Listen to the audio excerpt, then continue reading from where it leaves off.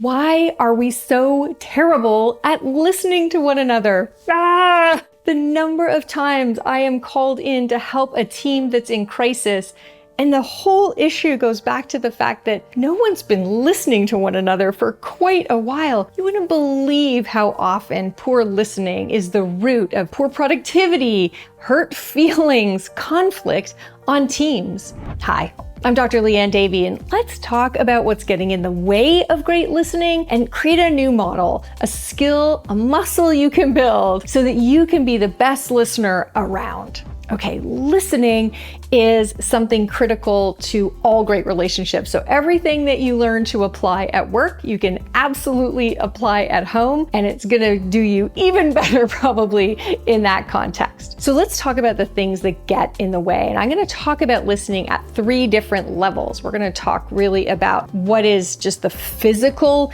input of listening and the blocks that get in the way of that. What's the meaning of listening, and what are the blocks that get in the way of collecting someone's intent and their message and their meaning? And finally, what are the things that get in the way of our own interpretation or using information? Okay, let's dive in. So level 1 listening is really physically how much of a message are we taking in. So the first thing we have to do if we're going to take in all of what someone is communicating is to listen well with our ears. Seems pretty basic, but it's amazing how often we aren't even listening well with our ears. So either we're in a meeting and someone's whispering in one ear and we're pretending to listen with the other. Guess what? That doesn't really work.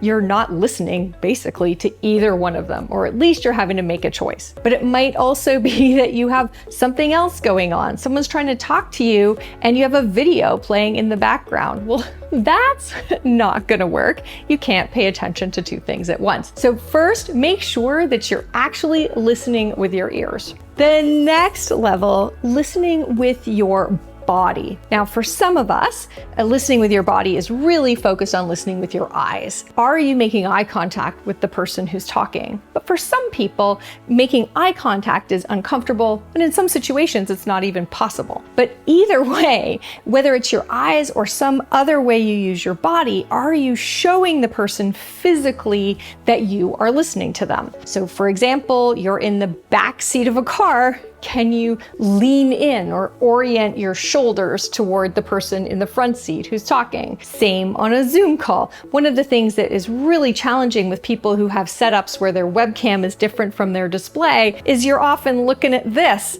And it just, no matter what, even if they're paying huge attention, everything in our brain says they're not listening because they're not listening with their body. So make sure you move your body in a way that says, I'm attending to you.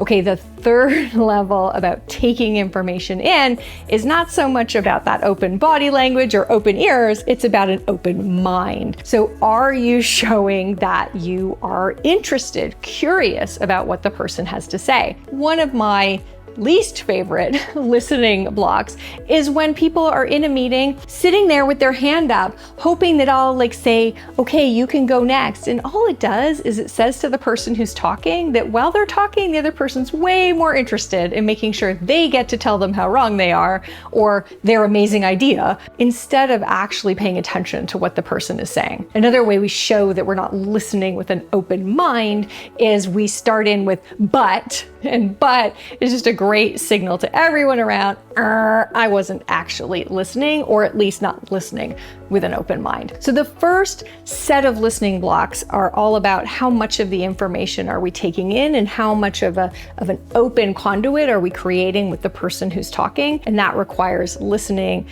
with open ears, for sure, an open body and an open mind. The next set of listening blocks are about things that get in the way of us extracting all the meaning and all the intent that someone's trying to convey to us. So the first thing is if we don't pay attention to the facts and information that they're sharing. There's a lot that comes at us when people are communicating, particularly in the workplace. There's statistics and stakeholders and all sorts of rich information. And it's really hard to miss out on some of that. So one of the ways you can demonstrate that you're listening well is to jot a few notes down. That just says to the person, oh, they're trying to make sure they get it right. It's a good listening, subtle cue. And it's also possible to just say, just hang on a sec. I'm confused for a sec. Did you say this? Little things that say, I'm trying to collect all the facts and information that's pertinent. But facts and information are only the most superficial layer. Let's get to the next layer, which is, are you listening? And in this case, it's kind of small L listening, because some is happening with our ears and some is happening with our eyes. Are you listening for the person's feelings and emotions? Because if you're missing that stuff, you're never going to create a strong connection. You're never going to make the person feel like you're an ally that they can problem solve with. If you invalidate how they're feeling, you're going to say, I'm an adversary, and that's going to create some defensiveness and some resistance. So you can listen to the feelings and information. You can hear it in the words they choose. As people get more emotional, they'll tend to add more absolutes, like you always, or you never, or everybody. It's a good signal that the person's starting to feel very hot about the issue. You can also listen for a lot more things being less objective, fewer nouns and verbs, and more subjective. They're starting to throw in those adjectives, but this is so rushed, or you're so rude, or as the adjectives start to pile up, you get the sense, there's some feelings being triggered here. And listening for those things, and even asking, I get the sense that you're frustrated with how this is going. That's a great way to tell the person you don't just care about the facts and information, but you care about how they're experiencing this situation. Final level of listening at level 2 is getting even underneath the feelings and emotions, because feelings and emotions are just kind of a clue that you need to lift that stone and look underneath. What's underneath is values and beliefs and things people care deeply about. And these things you won't actually hear as words most of the time. This is where you have to listen actually kind of between the lines. We talk about reading between the lines, but actually most of the time we listen between the lines as well. And what you're listening for is, what is important to them that is being violated here? What are they protecting or defending against? If you can get to that level, that's where you're going to solve fights. So that's a really, really, really important thing to be listening for values and beliefs.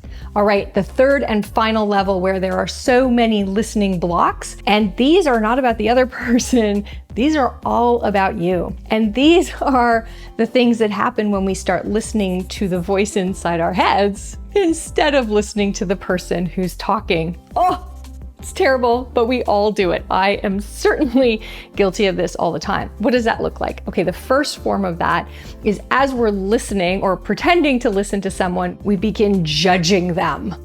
This is a terrible presentation. I wouldn't have picked this example.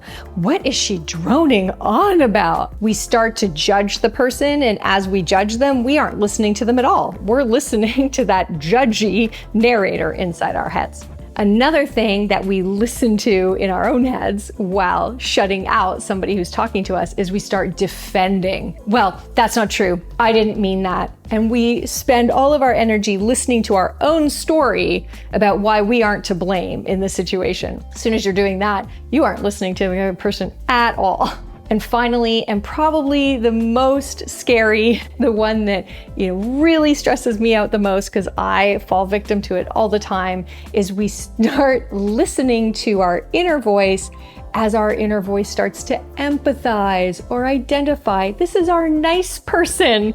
The nice person is like, oh, I'm with you. I totally get that. I had a really similar experience. That's just like the time when I...